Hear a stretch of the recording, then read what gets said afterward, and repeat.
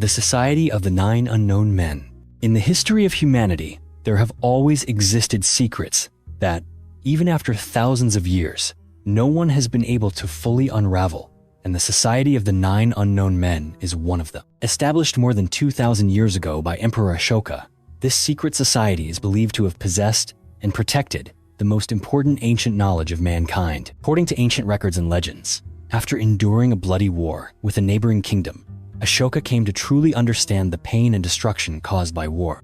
He decided to abandon violence and pursue a path of peace. To prevent valuable knowledge from falling into the hands of evil people, Ashoka chose the 9 most talented scholars of his time and gave them the important responsibility of preserving this knowledge in absolute secrecy. The Society of the Nine Unknown Men operated completely in the shadows and never revealed the identities of its members to the outside world. Each member of the society was assigned to guard one specific field of knowledge, including physics, medicine, alchemy, astronomy, communication, biology, and even mysterious fields such as gravity control or the origins of the universe. When a member died or was unable to continue the mission, a new person would be chosen as a replacement to ensure that the society always maintained exactly 9 members. The story of this secret society became even more intriguing and mysterious when, in 1923, the famous writer Talbot Mundy published a book called The Nine Unknown Men, introducing the existence of this organization to the Western world.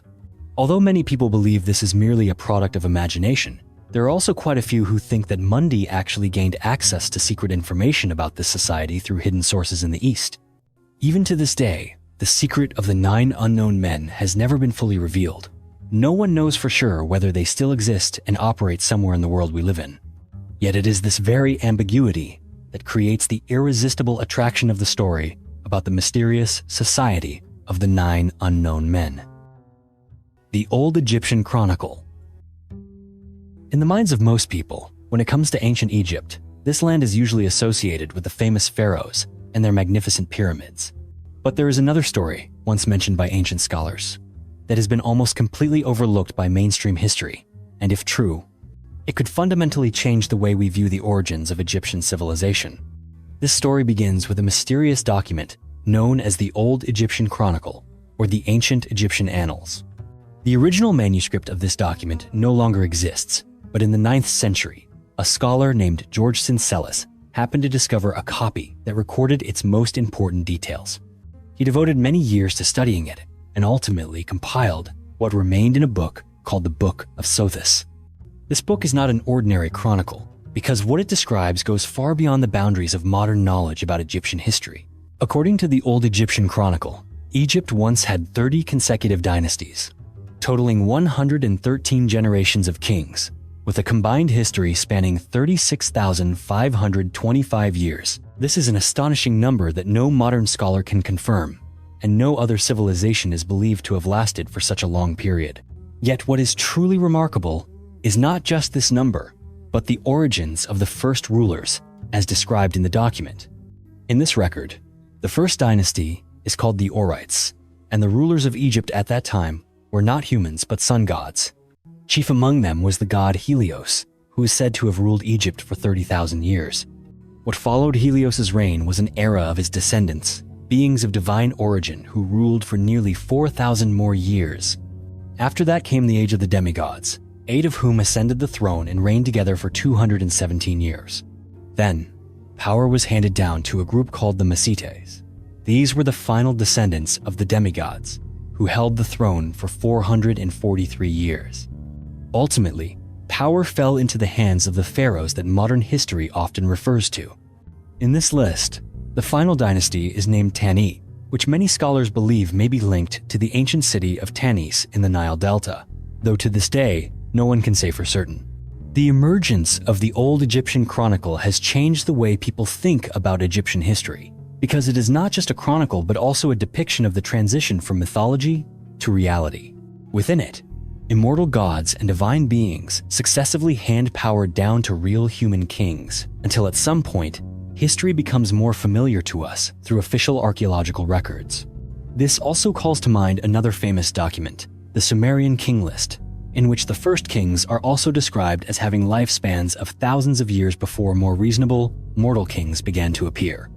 All of these records raise a profound question that, to this day, no one has been able to answer with certainty. Did ancient Egypt really experience an era when gods walked the earth?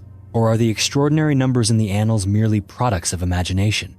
Did the Egyptians want to believe that their origins lay with immortal gods to affirm the sacred status of their land?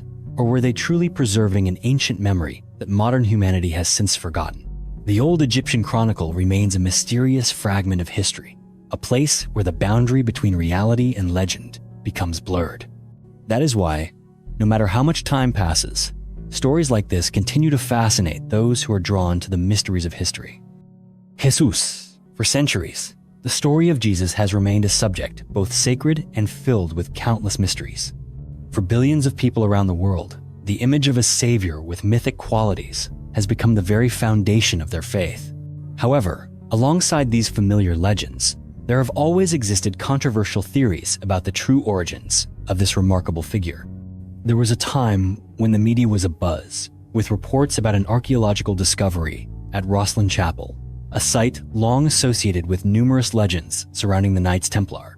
According to widely circulated articles, a team of researchers had found there the true cross, believed to be the very cross upon which Jesus was crucified.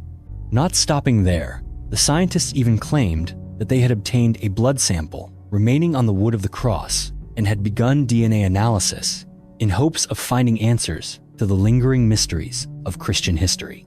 The results of this DNA analysis quickly became one of the most hotly debated topics among researchers. Instead of discovering the ordinary DNA structure found in modern humans, the scientists announced that they had identified an entirely different structure with 3 helical strands, instead of the 2 everyone is familiar with. This DNA belonged to a species dubbed Homo superioris, said to possess supernatural abilities far beyond those of ordinary humans, from the power to heal wounds rapidly to phenomena like telepathy, and even the ability to manipulate the basic laws of physics. It was from here that a bold hypothesis emerged. Some suggested that Jesus may not have been an ordinary human being, but rather a member of a superhuman species that once lived hidden among us on Earth. They argued that the miracles Jesus performed could have arisen from the natural abilities of this species. According to this theory, after being crucified, Jesus did not die as an ordinary person would, but instead used his powers to vanish from the world. However, it is important to emphasize that all of the above stories and conclusions remain completely unproven by any credible scientific evidence to this day. The information about 3-stranded DNA, the existence of Homo superioris, or the discovery of the true cross at Rosslyn Chapel all originate from unverified sources and are most often spread on forums or websites dedicated to supernatural theories. For most scientists and scholars of religious history, such theories remain simply stories shrouded in mystery. The questions about the true identity of Jesus, the real meaning of his miracles, and the relationship between faith and modern science will no doubt continue to be subjects of endless debate. The world's oldest mummy. When people think of mummies, most immediately picture the preserved bodies of ancient Egyptians. For generations, Egypt has been seen as the cradle of the art of mummification. However, a recent archaeological discovery has astonished both experts and history enthusiasts alike, forcing a reconsideration of this long-held belief. Scientists have just confirmed that the world's oldest mummy is not found in Egypt, but in the Sado Valley of Portugal. The skeletal remains discovered here have been dated to be around 8,000 years old, far surpassing the famous Chinchorro mummies of Chile, which were previously hailed by experts as the world's oldest. The Chinchorro mummies, dating back up to 7,000 years, once stood as the symbol of advanced and sophisticated prehistoric mummification techniques in South America. The mummification process, practiced by ancient people in the Sado Valley, was very different from the Egyptian style. The ancients here performed a ritual that was both remarkably strange and intricate. When a member of the community died, the body would be placed in a fetal position, legs bent close to the chest, arms wrapped around the knees, and the entire body tightly bound with multiple loops of rope. Throughout the period when the body began to dry and decompose, family or community members would continually tighten the ropes to keep the body as compact as possible. After many days, or even weeks, the corpse would eventually shrink into a small, dry bundle of bones, resembling a ball. This method not only preserved the skeleton, but even retained some soft tissue, allowing the remains to survive almost intact for thousands of years beneath the earth. The The discovery of the mummies in Sado has raised a host of significant questions for modern archaeology. Did this mummification technique arise independently in Portugal, or could it have spread along the Mediterranean coast? Was there once a wave of cultural exchange or prehistoric migration between Europe and Africa that we have never known about? To this day, no one can provide definite answers to these questions. Yet, the finding of the world's oldest mummies in Sado does more than open a new chapter in the study of human history. It also compels us to reconsider our ingrained assumptions about the development and spread of ancient burial customs. The story of the Sado mummies stands as evidence that the prehistoric world still holds countless unanswered mysteries, and that every new discovery can change the way we understand the very origins of our own species. Prehistoric giants in China. In the ongoing search for the origins and diversity of humankind, science has more than once accidentally opened doors to the past, where all of our familiar concepts about human history seem to be challenged to the core. One of the most astonishing discoveries in recent years comes from northern China, where archaeologists unearthed giant fossils named Homo longi, also known by another name, the Dragon Man. This fossil quickly drew the attention of the global scientific community, not only because of its remarkable age, but also due to its extraordinary characteristics. Researchers determined that the skull of Homo longi has a cranial capacity of up to 109 cubic inches, much larger than that of modern humans, and far exceeding even the famously robust Neanderthals. When placed next to the average Homo sapiens skull, the difference is unmistakable. This raises profound questions about the cognitive abilities, physical strength, and lifestyle of these giant humans who once existed on Asian soil.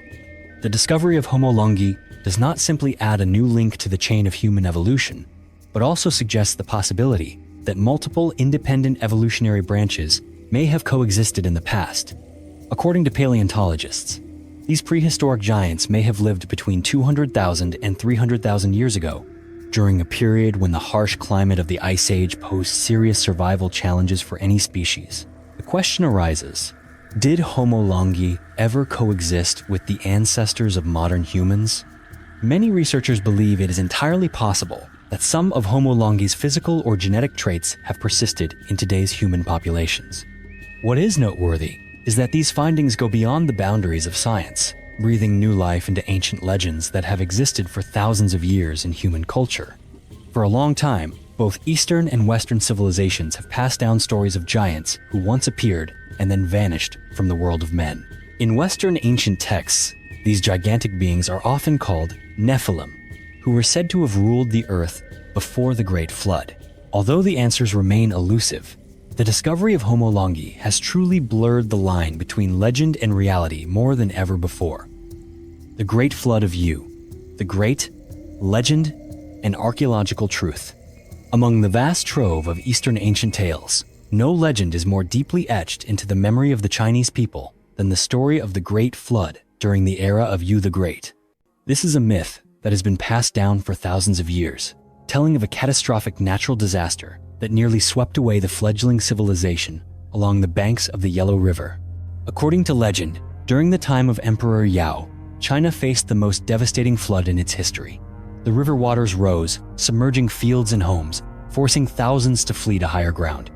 Emperor Yao entrusted Gun, a high-ranking minister, with the task of controlling the waters, but every attempt failed. Gun tried to build dikes and embankments to hold back the water, but the floods kept coming, overwhelming everything humans had created. After many years of persistent but fruitless effort, Gun was punished, and his son inherited the responsibility of stopping the disaster. Unlike his father, Yu did not try to block the floodwaters, but instead chose to dig channels to divert the water into low-lying areas. In this way, he gradually brought the waters under control and redirected the course of the flood, rather than confronting it head-on. Over the course of 13 arduous years, Yu and his associates dug hundreds of channels, large and small, transforming the devastating floods into stable rivers. For centuries, the story of Yu the Great remained just a legend. However, advances in modern archaeology have brought a new and convincing perspective. Geologists and archaeologists have discovered unusually thick layers of ancient silt deep beneath the Yellow River, dating back to around 1900 BCE. Geological studies indicate that, at that time, a massive earthquake caused a mountain landslide that blocked the Yellow River, forming a giant lake. After years of accumulating water, this natural dam suddenly burst, releasing an immense flood. What archaeologists have found appears to confirm parts of the tale handed down through generations. As a result, the legend of Yu controlling the flood is no longer merely a story, but has become a symbol of human determination in the face of adversity, as well as a testament to the adaptability and resilience of an ancient civilization. The mysterious Tartessos civilization in Spain. About 2,500 years ago, Tartessos was not only a center of power in southwestern Spain, but also a crossroads of trade. The people of Tartessos were renowned for their exceptional metallurgical skills and advanced shipbuilding techniques. Most notably, they were immensely wealthy in gold and silver resources, which quickly helped them rise to prominence as a commercial power in the ancient Mediterranean world. However, most of what we know about Tartessos comes from scattered writings of Greek and Roman authors, and even from ancient lines in the Bible, where Tartessos is referred to as Tarshish, a city once famed for its ships laden with precious gold and silver sailing across the sea to the land of King Solomon. Many scholars have long debated whether Tartessos might actually have been the inspiration for the famous Atlantis legend recounted by Plato. Yet, while Atlantis exists only in the realm of mythology, the existence of Tartessos is supported by archaeological evidence. Archaeologists have discovered numerous sites and artifacts in the lower reaches of the Guadalquivir River, ranging from the ruins of cities buried beneath layers of silt to metallurgical workshops and a wealth of exquisite pottery. What makes Tartessos such a great mystery in the history of Spain lies not only in its remarkable development, but also in its sudden disappearance. No one knows the exact cause of the fall of Tartessos. Some scholars believe that their fertile lands may have been swallowed by a catastrophic flood, wiping away all traces of a once thriving civilization. Others suspect that conflicts with powerful rivals like Carthage or sweeping geopolitical changes pushed Tartessos to the brink of extinction. There are also theories that sudden climate changes played a part in bringing an end to a glorious chapter in the history of the Iberian Peninsula. Today, although the traces of Tartessos have mostly been buried by the passage of time, the stories of this civilization continue to stir the imagination of researchers and history enthusiasts alike. The Black Sea Deluge. Human history has recorded many times when natural disasters possess the power to alter entire civilizations. One of the most mysterious stories is the hypothesis of the Black Sea Deluge, a catastrophe believed to have submerged not only the fertile lands surrounding the Black Sea, but perhaps also planted the seeds for immortal legends in humanity's memory. In 1997, scientist William Ryan and his colleagues published a hypothesis that sent shockwaves through the world of ancient studies. According to their theory, the present-day Black Sea was once a vast freshwater lake where, thousands of years ago, ancient peoples built villages, farmed, and developed a civilization. But everything changed irreversibly when the waters of the Mediterranean suddenly surged through the Bosphorus and poured into this lake. The torrent of salt water swept in, inundating everything humans had built and transforming the freshwater lake into the wide Black Sea we know today. Researchers estimate that this event occurred around 7,600 years ago, with a force powerful enough to wash away entire lakeside settlements.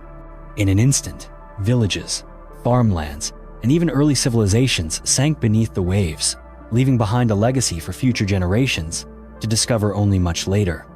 What makes the Black Sea flood hypothesis particularly remarkable is not only the scale and destructive power of the event, but also its uncanny resemblance to the great flood legends found in the Bible and in ancient traditions across many cultures. Could it be that the memory of the Black Sea disaster became the inspiration for the story of Noah? Modern archaeological discoveries have also added important evidence to this hypothesis. When scientists surveyed the bottom of the Black Sea, they discovered traces of man-made structures, ruins of houses buried as deep as 100 meters beneath the surface. These findings indicate that there was once vibrant life on the shores of this immense freshwater lake before the modern Black Sea emerged and concealed it all. Today, although there is still much debate about the true scale and impact of the Black Sea deluge, this hypothesis nonetheless offers us an entirely new perspective on ancient history. It is not just a reminder of the unpredictable power of nature.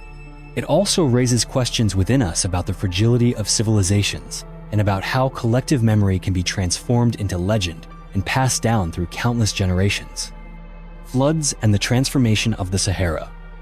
Perhaps very few of us can imagine that the Sahara was once a land of abundance, and vitality.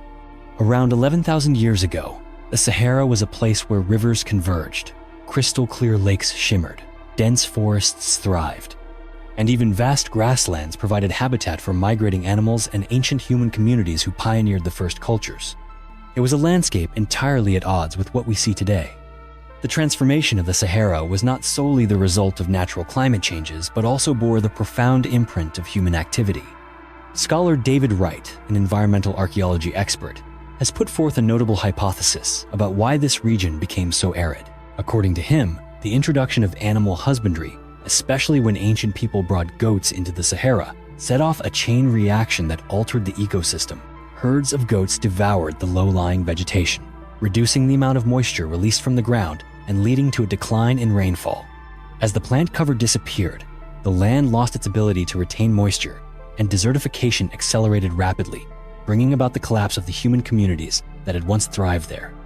Alongside these scientific explanations, the Sahara is also the cradle of numerous legends and mysterious theories, the most prominent of which is the story of Atlantis. Some researchers have boldly linked the location of the Eye of the Sahara, a giant geological formation in the heart of Mauritania, with the remains of Atlantis.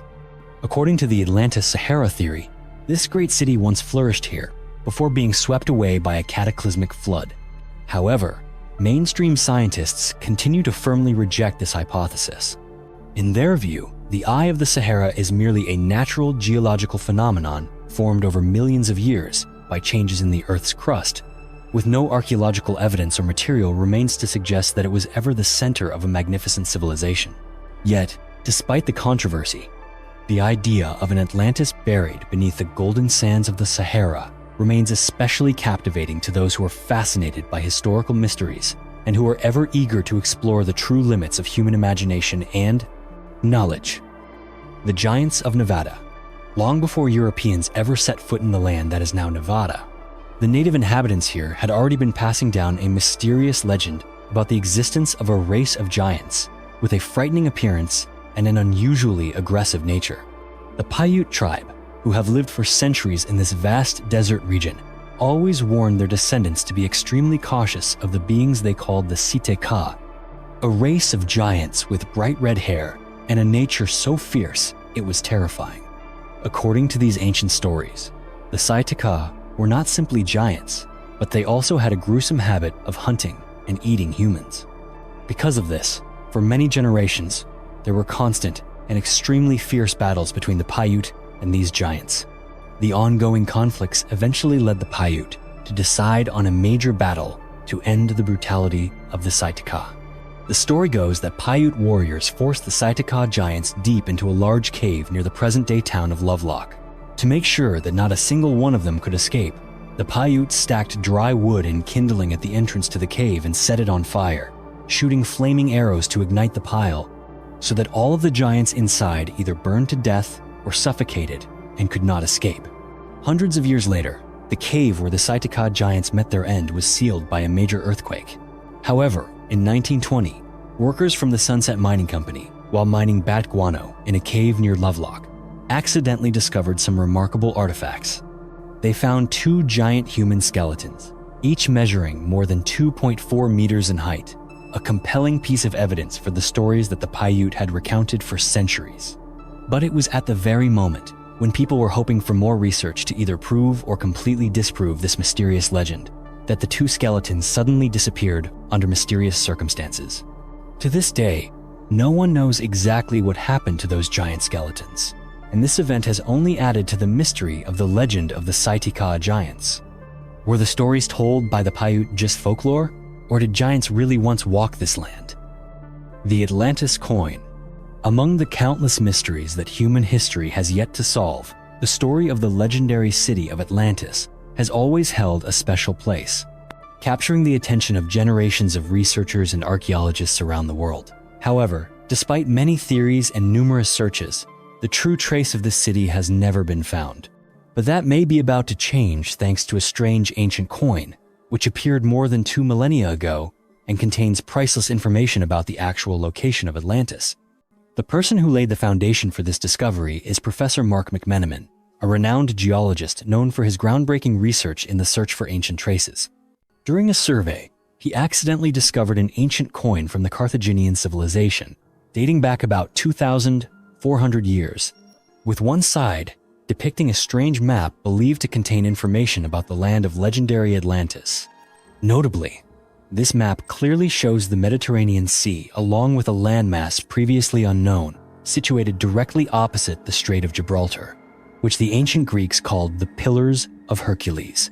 According to records left by the ancient Greek philosopher Plato, Atlantis was once an extremely advanced, wealthy, and powerful civilization located just beyond the Strait of Gibraltar, but later was engulfed by a terrible catastrophe and disappeared forever beneath the ocean. For that reason, this Carthaginian coin could be the crucial evidence proving that Atlantis once existed, not just in Plato's imagination, but also in the awareness of other ancient peoples who lived during that era. Another figure connected to this discovery is Christos, who, together with Professor McMenamin, carefully studied and analyzed every detail on the coin. Although Christos's full surname remains unverified, his contribution to this research is undeniable. Christos asserted that the image engraved on the ancient Carthaginian coin matched in a remarkable way with Plato's description of Atlantis, and that this could be a vital key to pinpointing exactly where this city once existed. While this finding still requires further study from the scientific community, it is clear that the ancient Carthaginian coin has opened up new hope in the search for the legendary city of Atlantis. Who knows, in the not-so-distant future, what seemed to exist only in myth and legend may officially be confirmed as truth, completely changing the way we understand history and ancient civilizations. The Tomb of Jesus. One of humanity's greatest mysteries, spanning thousands of years, centers on a small site located in the heart of the ancient city of Jerusalem. This is believed to be the place where Jesus was buried after his crucifixion, a centuries-old tomb lying deep beneath the Church of the Holy Sepulchre, the most sacred site in the Christian world. For the past 2 millennia, this tomb has become the most important and revered pilgrimage destination for millions of believers around the globe. But it has also remained at the center of countless debates and doubts. Many scientists and historians have continuously questioned the authenticity of this site, wondering whether it truly was the final resting place of Jesus, or if it is simply an ancient tradition built on faith. Recent scientific surveys have sparked new hope for a definitive answer to that question. A team of researchers from the National Technical University of Athens used the most advanced technology to thoroughly examine and analyze the ancient tomb beneath the Church of the Holy Sepulchre. Initial studies showed that the structure of this limestone tomb is at least 1,700 years old, dating back to the 4th century, a period that matches the time when Roman Emperor Constantine built this place as a symbol to commemorate the suffering and resurrection of Jesus. Precisely dating the tomb is an important step, bringing us closer to confirming its connection with Jesus. However, even when the age of the tomb is verified, the greatest question still remains. Is this truly the place where Jesus was laid to rest after his crucifixion, and where he was resurrected as recorded in the Bible? Although researchers have yet to provide a final answer, the ancient tomb in Jerusalem remains a powerful spiritual symbol, closely tied to the faith of millions. Whether or not an official answer is ever given, the Church of the Holy Sepulchre and the tomb beneath it will always be a sacred place, a meeting point between history, belief, and the eternal mysteries that humanity has always longed to unravel. Ancient female hunters. For a long time, researchers believed that hunting was a task reserved only for men, while women mainly took on gathering and childcare. But a surprising discovery in the remote Andes Mountains has completely changed this perception, revealing that ancient women also carried spears and hunted across rugged lands more than 9,000 years ago. Archaeologists unearthed a prehistoric grave deep in the high mountains of the Andes in South America. When they carefully analyzed the remains inside the grave, they were astonished to find that these were the bones of a woman, buried alongside hunting weapons typically associated with men, such as stone-tipped spears, knives, and tools for crafting hunting equipment. This clearly proved that this woman had truly been a hunter, holding a role just as important as her male counterparts. This discovery has forced the field of archaeology to reconsider the role of women in ancient societies, especially in hunter-gatherer communities. Further studies have also shown that this was not an isolated case. Many similar graves have been found across South America, indicating that women's participation in prehistoric hunting was actually quite common. rather than rare as previously believed. These ancient Andean women were not simply helpers or companions to male hunters. They were skilled hunters in their own right and were pillars of major hunting expeditions for their tribes. They used sharp skills, dexterity, courage, and strength to survive in a harsh and challenging natural environment. This discovery not only changes our understanding of human history, but also helps break down many stereotypes about gender and the roles of women in society. Perhaps it is time for us to recognize that women have always been an indispensable part of humanity, standing side by side with men in all areas of life, right from the earliest days of civilization. Roman-era VIP seating in Turkey. The culture of distinguishing social positions and granting privileges to the elite is hardly a modern phenomenon. It has existed throughout human history. One of the clearest pieces of evidence for this was recently uncovered in the ancient city of Pergamon, located in what is now Turkey, where archaeologists have discovered a special seating area reserved for the most important individuals of Roman times nearly 1,800 years ago. Pergamon, once one of the leading cultural and political centers of the ancient Roman Empire, was famous for its massive architectural works, from its gigantic theater to its majestic temples. However, during a recent excavation at an ancient arena in the center of the city, researchers noticed a series of special seats that were completely different from the thousands of other seats meant for ordinary spectators. These special seats were crafted from the finest stone, carefully and intricately carved, with the names of important figures or the most powerful families of the era engraved on them. According to archaeological experts, this was a VIP area reserved for the aristocracy, high-ranking officials, and the most prominent wealthy individuals of Roman society, allowing them to enjoy entertainment events from the best and most comfortable vantage points. The discovery of the VIP seating area at Pergamon not only reveals the sharp social hierarchy of ancient Roman civilization, but also shows us that the desire for priority and special privilege has existed for a very long time in human history. Even after thousands of years, the wish to enjoy social privileges and express one's status seems never to have changed.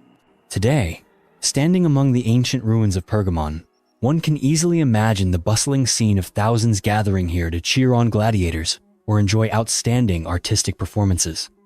And right on these special seats, the elite of Roman society once enjoyed privileges that were not available to everyone. The Plain of Jars in Laos. Hidden amid the lush green plateaus of northern Laos lies a strange and mysterious land where thousands of giant stone jars have been scattered for more than 2,000 years. Yet no one has ever been able to clearly explain their true origin or purpose. This enigmatic site is famously known as the Plain of Jars, one of the most important archaeological locations in Southeast Asia. These stone jars are not ordinary objects, but intricately crafted megaliths, varying in size from just a few dozen centimeters to more than 2 meters in height, and weighing from several hundred kilograms to several tons. Archaeologists who have come to study the site are consistently amazed by the remarkably sophisticated stoneworking skills of these ancient people. Experts believe that the jars may have once been used for burial rituals, since next to some of the jars, traces of human bones and funeral objects have been discovered. However, the fact that these jars are scattered over such a vast area, instead of being grouped in fixed locations, has left researchers even more puzzled. This has made their true purpose one of humanity's greatest unsolved mysteries. Some local legends even say that the jars were left behind by giants after great drinking feasts, or that they are the products of an ancient civilization with miraculous skills for building and moving gigantic stones, abilities that we still cannot explain today. These legendary tales have only added to the fascination and allure of the site for tourists and researchers alike. Despite having endured more than 2,000 years and the ravages of war, thousands of these stone jars remain standing, as if challenging our understanding of the past. Today, when visiting the Plain of Jars in Laos, people are not only able to witness a mysterious archaeological wonder, but also to feel deeply humbled by the mysteries that history continues to hide beneath the mists of time. The Legend of Tulle. In ancient times, when humanity was still unaware of the full extent of the world they lived in, many stories were told about distant, mysterious lands that lay beyond familiar boundaries. One of the most fascinating of these is the legend of Tulle, a place at the very edge of the ancient world, mentioned by the famous Roman poet Virgil. In his vividly imaginative verses, Virgil described Tulle as a wild and mysterious land where Once the sun had set below the horizon, it would never rise again, leaving the land in eternal darkness. Thousands of years later, in the early 20th century, when the leaders of Nazi Germany were searching for a mythical and mysterious origin for the Aryan race they so revered, they unexpectedly recalled the old legend of Tulle. They quickly became convinced that Tulle was not just a mythical place, but a real location that once existed on Earth. The Nazis strongly believed that Tulle was present-day Iceland, and they asserted that Iceland had once been inhabited by the ancient and superior Hyperborean people, the original and powerful ancestors of the Aryan race that Nazi ideology so proudly claimed. This strong belief in the story led Heinrich Himmler, one of the most powerful figures in Nazi Germany and the supreme leader of the SS, to organize a special expedition to Iceland in 1938. The purpose was to search for real evidence that could prove the existence of the legendary land of Tulle. Himmler and his associates hoped to find ancient temples or mysterious relics related to the Aryan ancestors they admired, thereby further reinforcing the theory of a superior Aryan race and asserting their dominance to the world. However, from the moment the expedition arrived in Iceland, they encountered many difficulties as the Icelandic government was entirely unwelcoming and continually prevented them from carrying out their surveys. Even so, the Nazi expedition still claimed that they had found a mysterious cave believed to be a site where ancient Aryans once performed worship rituals. But this claim was not supported by any concrete evidence, causing people to quickly doubt the authenticity of the information. At the end of their journey in 1938, the Nazis were unable to provide any clear or credible evidence for the legendary land of Tulle, and this has left Tulle as an unsolved story that continues to endure. The Nazis and the Witch Hunt File. Throughout the years of Nazi rule, Heinrich Himmler was known not only as the supreme leader of the powerful SS, but also as a man deeply obsessed with the most mysterious and mystical aspects of human history. One subject that captured Himmler's particular attention was the bloody history of witch trials that took place across Europe during the Middle Ages. Driven by the belief that these trials were not merely ruthless court proceedings but part of a dark conspiracy to eliminate innocent Aryan women and suppress ancient German beliefs, Himmler decided to use these historical events to launch an aggressive propaganda campaign against the Catholic Church. In 1935, Himmler established a special department within the SS known as the Witch Hunt File, whose sole purpose was to collect and analyze all historical documents related to medieval witch trials across Europe. The aim was to produce convincing evidence to accuse the Catholic Church of having orchestrated campaigns to persecute and destroy innocent German women. Himmler appointed Rudolf Levin to lead this strange and controversial mission, and Levin quickly organized a team of talented researchers and historians to conduct this ambitious investigation. During their work, the Hexenkartothek team compiled thousands of records and detailed documents about witch trials that had taken place over the centuries, from small rural court cases to large-scale, violent hunts in major cities across Germany and throughout Europe. With each document they collected, Himmler and Levin directed the team to search for concrete proof that the Catholic Church had used these trials as tools to eradicate the indigenous beliefs and culture of the Aryan people. They claimed that innocent German women were falsely accused and suffered tragic deaths under the guise of religious authority.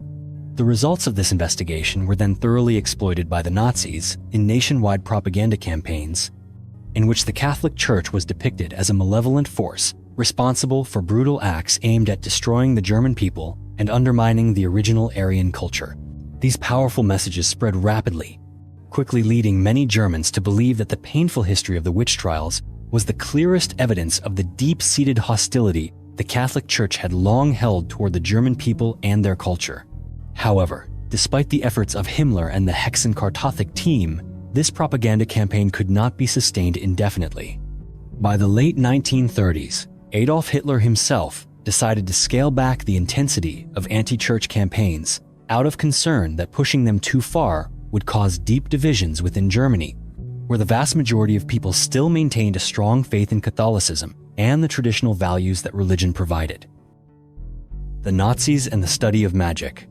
Heinrich Himmler was not only obsessed with the legendary origins of the Aryan people and ancient mystical artifacts, but he was also particularly fascinated by magical traditions and witchcraft rituals that survived in remote, far-flung lands, places he believed still preserved mysterious powers from ancient times.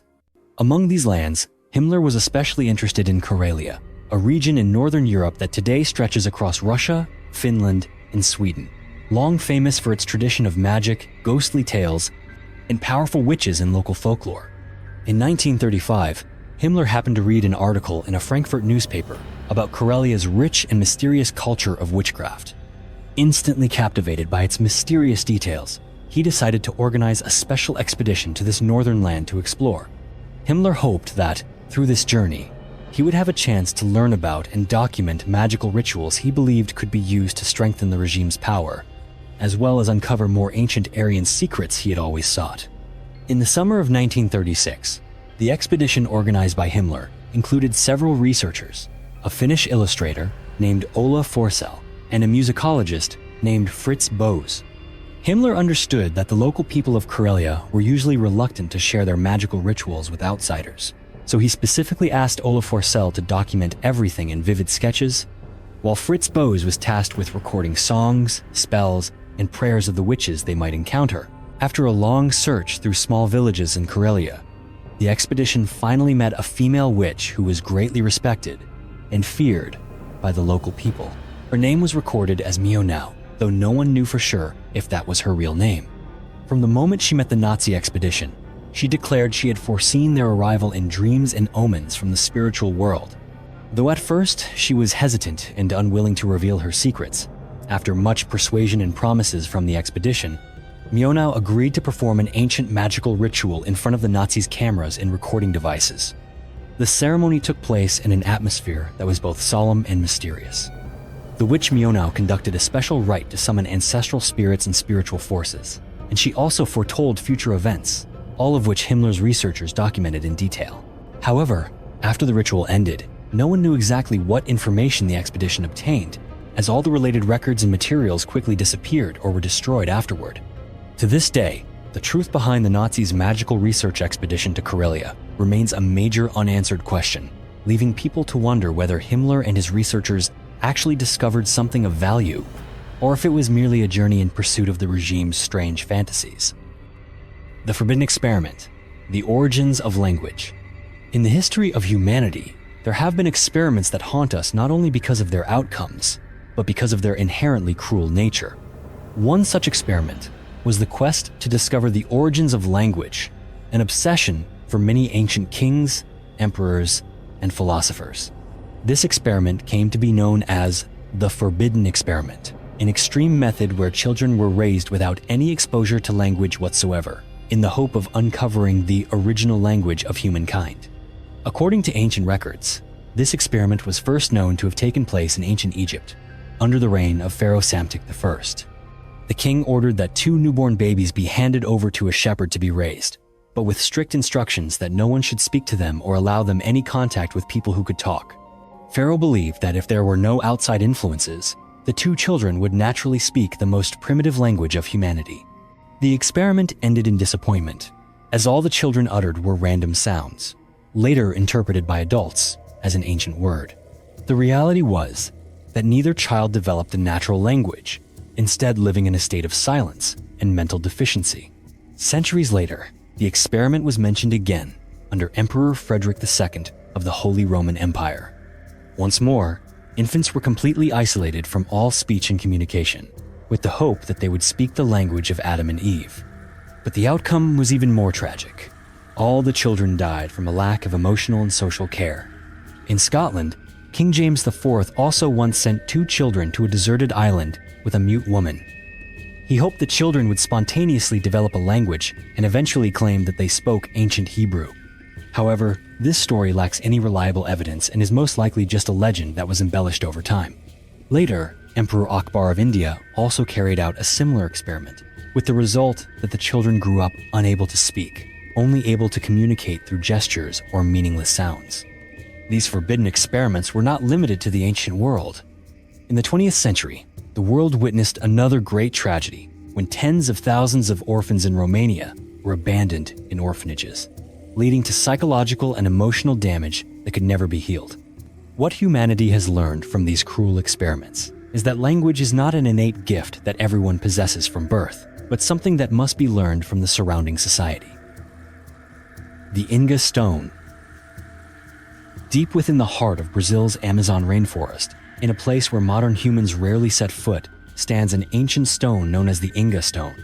As you approach this site, the stone emerges impressively from the untouched wilderness, standing nearly 4 meters high and stretching more than 46 meters in length.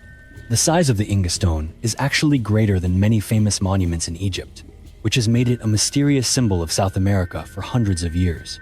But what makes the Inga Stone most remarkable is not just its massive shape, but the symbols and carvings that cover its entire surface. If you stand in front of this stone, you will see hundreds of strange characters arranged in rows and columns without any clear pattern. Some symbols resemble drawings of humans or animals, while others are geometric lines and shapes unlike anything found elsewhere in the world. Many of the carvings on the Inga Stone are reminiscent of ancient Egyptian hieroglyphs, with strong symbolic images, while other characters remind researchers of the script used by the Phoenicians, who once flourished on the shores of the Mediterranean thousands of years ago. Some have even noted similarities between the symbols on the Inga Stone and the mysterious petroglyphs found on Easter Island in the Pacific Ocean, a place also famous for vanished civilizations that left behind no trace. Because of the richness and diversity of these carvings, the Inga Stone has become a subject of debate among archaeologists and historians for generations. Some researchers believe that these engravings represent an ancient script dating back as far as 6,000 years, which may have once been used to convey important messages from a now lost civilization. They base this on the weathering of the carvings and the isolated location of the stone deep in the forest, strengthening the theory that this place was once a center for ancient worship or astronomy. However, there are also many who disagree, arguing that the symbols on the Inga Stone actually appeared only in the 18th century. According to these scholars, it was the local Brazilian people of that era who carved the stone as part of religious ceremonies or simply as a form of folk art passed down through generations.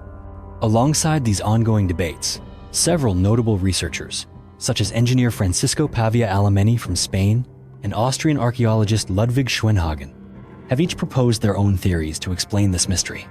Francisco believes that the Inga Stone is actually an ancient astronomical calendar.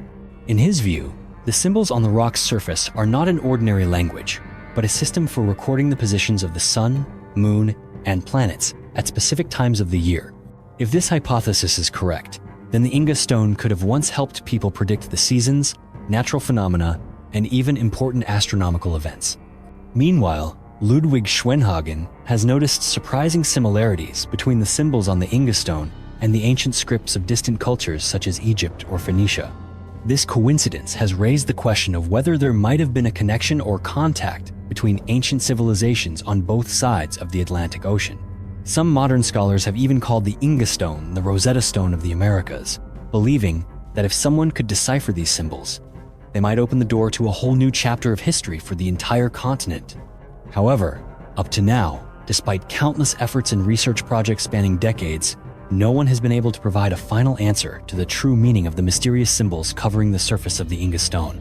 Archaeological teams, linguists, and mystery enthusiasts alike continue to search for clues every time they venture into the wilds of South America. Yet the Inga Stone remains there, quietly standing in the midst of untamed nature, serving as a reminder of the unsolved mysteries of human history, and as an enduring symbol of our endless curiosity about the world's unanswered secrets. The Immortal Jellyfish and the mystery of eternal life in the Epic of Gilgamesh. Deep within the vast ocean, where life unfolds in silence and countless strange creatures remain hidden in the shadows, there is a tiny species of jellyfish called Turritopsis dohrnii, often referred to as the Immortal Jellyfish. At first glance, the Immortal Jellyfish appears rather unremarkable, possessing only a fragile, transparent body of very small size. However, what has astonished scientists around the world is its ability to survive beyond the natural limits that render most other living things powerless. When faced with severe injury or the final stage of its life cycle, the immortal jellyfish does not succumb to death as dictated by ordinary laws, but instead triggers a special process of cellular transformation. In this process, its entire body reverts to the earliest juvenile stage, like a flower closing up before blooming once again. The jellyfish then grows back into a mature individual, and if it encounters danger or old age again, it repeats this cycle as many times as necessary. In theory, a single Turritopsis dohrnii jellyfish could live forever, provided it is not killed by outside factors such as disease or natural predators. The jellyfish's ability to turn back the clock has sparked much debate in the scientific community about the boundaries of life and the secrets of immortality that humanity has always yearned for since ancient times. Interestingly, the idea of eternal life appears very early in human history, specifically in the Epic of Gilgamesh, a renowned work that originated in the land of Sumer nearly 5,000 years ago. The epic tells of Gilgamesh, the mighty king of Uruk, who, after witnessing the death of his closest friend, becomes haunted by the reality of mortality and develops an obsession with the dream of everlasting life. On his quest to find the secret of immortality, Gilgamesh endures countless hardships before meeting Utnapishtim, the only human granted immortality by the gods, after surviving the legendary Great Flood. Utnapishtim not only recounts for Gilgamesh the painful memories of mankind, but also tells him of a mysterious plant lying deep beneath the sea, described as soft and moving like a living creature. According to the epic, this plant is the key to rejuvenation and longevity. Gilgamesh exerts all his strength to dive into the deep, lightless waters in search of this plant. He ultimately succeeds in retrieving it, but on his return to land, a snake secretly steals the precious item, and thus the secret of immortality slips from human grasp once again. Gilgamesh's journey ends with his acceptance that the fate of humanity is to live and die as an inevitable part of nature, even though he came so close to the boundary between mortals and the divine. The big question is, how did the Sumerians, 5,000 years ago, conceive of an image of an undersea plant capable of rejuvenation and immortality? An image strikingly similar to the immortal jellyfish that modern science has only recently discovered? Some say it is merely a coincidence or a subtle metaphor for the timeless human longing for eternal life. Yet others suggest that these ancient records show that people of the past observed nature with extraordinary care, and sometimes they discovered secrets that humanity would only begin to unravel thousands of years later.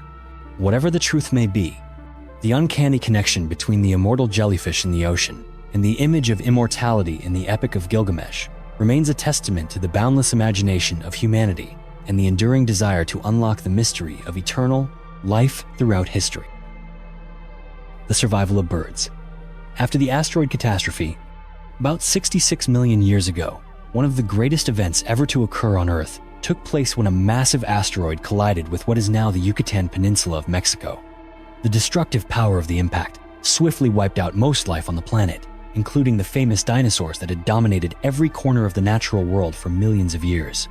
However, what not everyone realizes is that a handful of small bird species managed to survive that mass extinction, and from them descended all the modern birds we see today.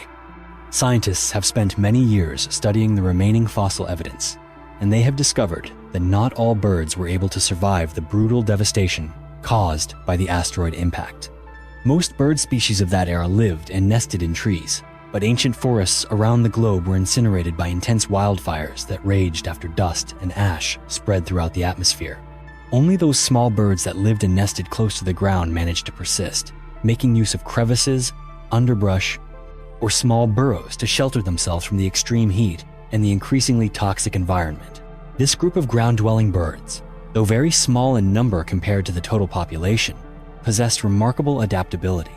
They were able to move quickly, search for food on the ground, and survive through the prolonged period of darkness and cold that enveloped the Earth for many years.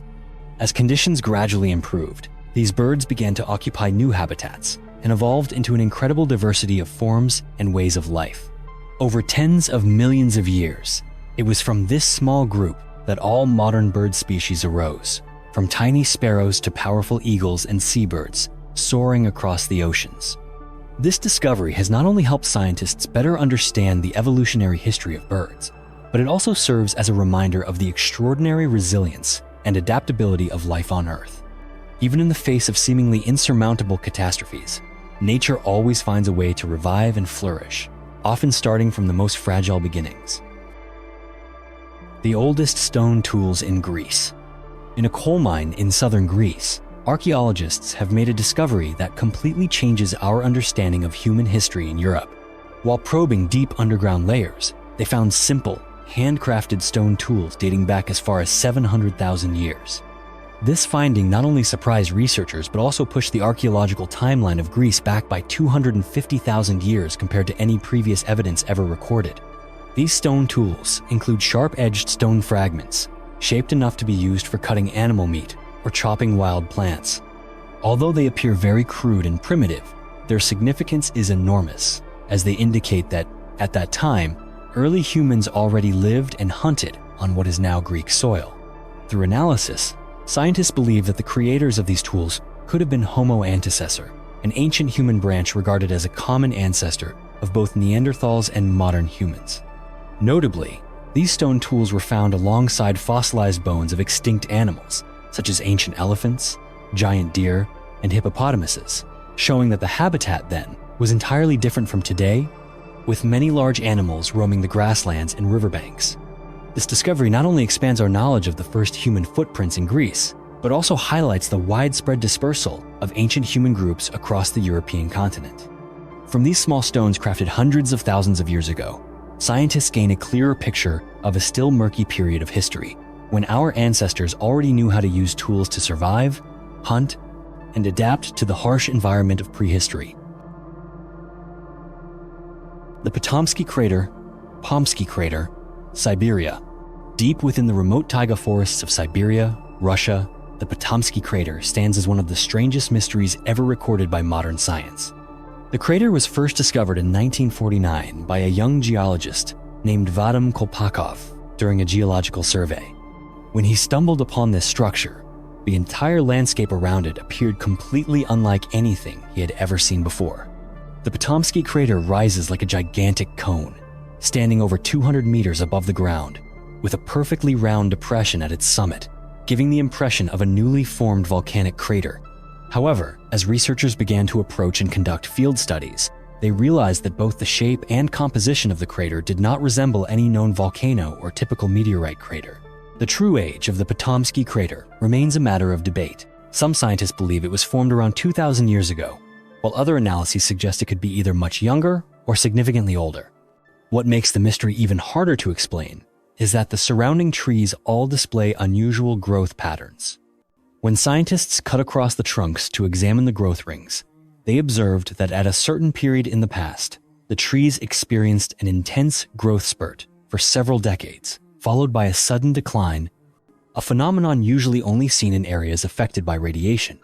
However, after repeated tests, researchers have found no evidence of any modern radioactive explosion or lingering radioactive material in the area.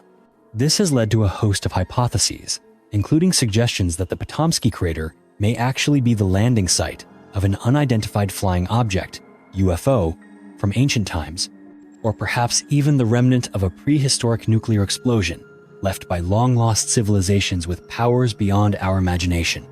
After more than 70 years, the mystery of the Pomsky Crater still has no definitive answer.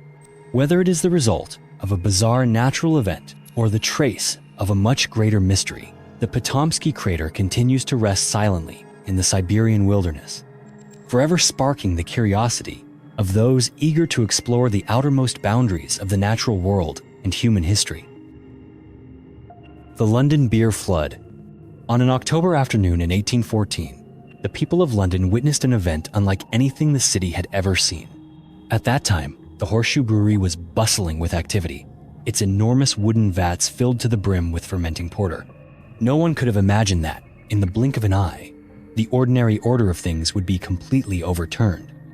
The incident began when one of the brewery's largest tanks suddenly burst open after its iron hoop, weakened by rot, gave way. In a matter of seconds, over 300,000 liters of porter surged forth like a giant wave. The force of the liquid was so great that it smashed through solid brick walls, swept away everything in its path, and created a flood that rushed down rotten wooden staircases. The tragedy unfolded with such speed that most victims had no chance to escape. There were mothers holding their young children, elderly people and children gathered around candlelight, all swept away under the boiling wave of beer. In one house, an entire family was found drowned while preparing for a funeral. Some victims were only a hand's breadth from safety, yet still could not escape the flood.